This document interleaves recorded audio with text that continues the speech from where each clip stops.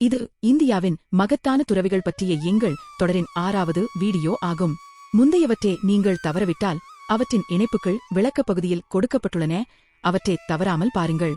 இந்த வீடியோவில் 63 நாயன்மார்களில் ஒருவரான திருக்கூற்றுவ நாயனாரின் தெய்வீகமான வாழ்க்கைக்குள் பயணம் செய்வோம்.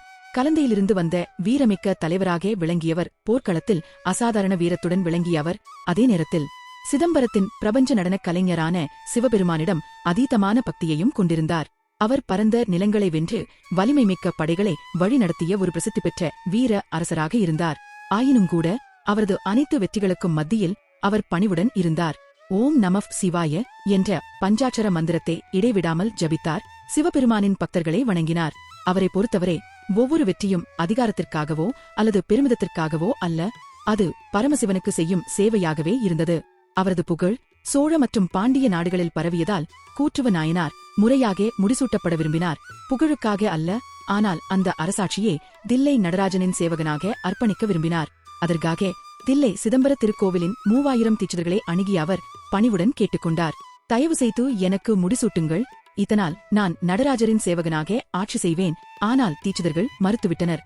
சோழ சக்கரவர்த்திக்கு மட்டுமே முடிசூட்ட முடியும். பண்டைய பாரம்பரியம் வேறு யாருக்கும் முடிசூட்டுவதை தடுக்கிறது. இதை கேட்ட திருக்கூற்றுவ நாயனார் மனம் உடைந்தார். ஆனால் அவர் கோபமோ அகங்காரமோ கொள்ளவில்லை. அவர் தலைவணங்கி தன் கிரீடத்தை கருவறைக்கு முன்னால் வைத்துவிட்டு அமைதியாக சிதம்பரத்தை விட்டு வெளியேறினார். ஆனால் அவர் மனதில் ஒரே பிரார்த்தனை, ஓ நடராஜா, மனிதர்கள் கிரீடம் சூடவில்லையெனில் உமது தெய்வீக பாதங்கள் என் கிரீடமாக இருக்கட்டும். அந்த இரவில் சிவனின் நாமத்தை உதட்டில் கொண்டு உறங்கிக் கொண்டிருந்தபோது தில்லை நடராஜர் அவரின் கனவில் தோன்றினார். கருணையுடன் புன்னகைத்தபடி நடராஜர் தனது தாமரை பாதங்களை கூற்றுவ நாயனாரின் தலையில் வைத்து பூமியையும் விட பிரமாண்டமான முடிசூட்டு விழாவை அவருக்கு ஆசீர்வதித்தார். கண்விழித்த கூற்றுவ நாயனார் மகிழ்ச்சியால் கண்ணீர் மல்கினார். அன்றிலிருந்து கூற்றுவ நாயனார் அரசனாக அல்லாமல் சுவாமியின் ஊழியராக ஆட்சி செய்தார். அவர் பெற்ற செல்வம் அனைத்தும் கோயில்களுக்கே அர்ப்பணிக்கப்பட்டது. ஆலயங்களை தங்கம், நகைகள், விளக்குகள், ரத்தினங்கள் அனைத்தும் சிவனின் ஆலயங்களில் வழிபாடு நிறைவேறும் வண்ணம் அவர் வழங்கினார். அவரது வரலாறு நமக்கு சொல்லும் செய்தி, உலக கிரீடங்கள் மறுக்கப்படலாம், ஆனால் பக்தி தூய்மையாக இருக்கும்போது பகவான் தனது பாதங்களை பக்தரின் தலையில் வைக்கிறார்.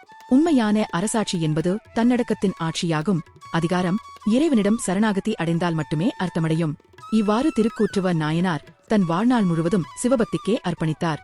சுந்தரர் நாயனாரும் அவரை பற்றி ஆர்கொண்ட வேர்க்கூற்றன் கலந்தைக்கோன் அடியேன் என திருத்தொண்ட தொகையில் பாடியுள்ளார். திருக்கூற்றுவ நாயனார் அவரது தலையில் இறைவனின் திருவடி கிரீடமாகிய அருள் வாய்ந்த பக்தர். அவரது பக்தியும் பணிவும் நம்மை எல்லோரையும் சிதம்பர நடராஜரின் திருவடிகளிலே இணைக்கட்டும். ஓம் நமः சிவாய.